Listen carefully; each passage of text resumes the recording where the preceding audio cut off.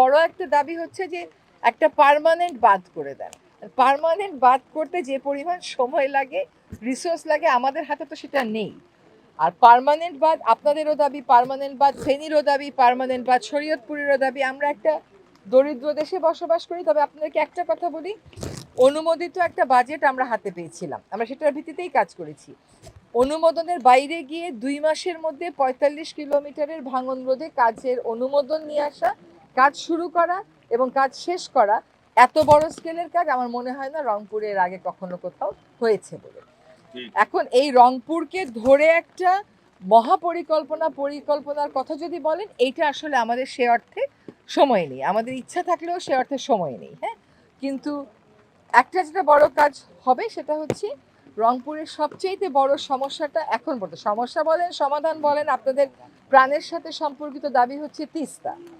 টানা সপ্তমবারের মতো best tissue paper brand হিসেবে স্বীকৃতি পেয়েছে বসুন্ধরা টিস্যু। এখন তিস্তাতে উজানের দেশ হিসাবে আমাদেরকে আমাদের অধিকার প্রতিষ্ঠিত করতে হবে।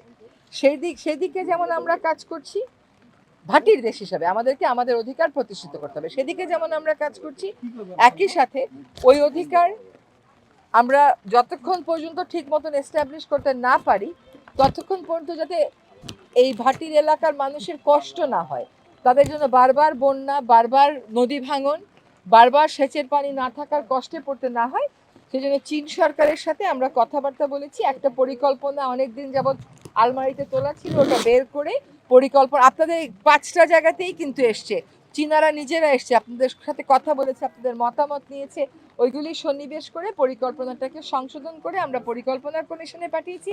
ওরাও হয়তো এই সপ্তাহের মধ্যেই পাঠিয়ে দিবে সরকারের আরেক স্তরে। ওইখান থেকে ধরেন যদি অনুমোদন হয়ে যায়, তারপরে যারা চীনা প্রতিষ্ঠান আছে তারা ডিজাইন করবে, নকশা করবে, তারপরে চীনের সাথে আমাদের এই পরিকল্পনাটা আমরা চূড়ান্ত করতে পারবো। এটা কিন্তু অনেক বছর যাবৎ ঝুলে থাকা একটা কাজ, যেটা আমরা একটা চূড়ান্ত পরিণতিতে আনবার জন্য কাজ করে যাচ্ছি।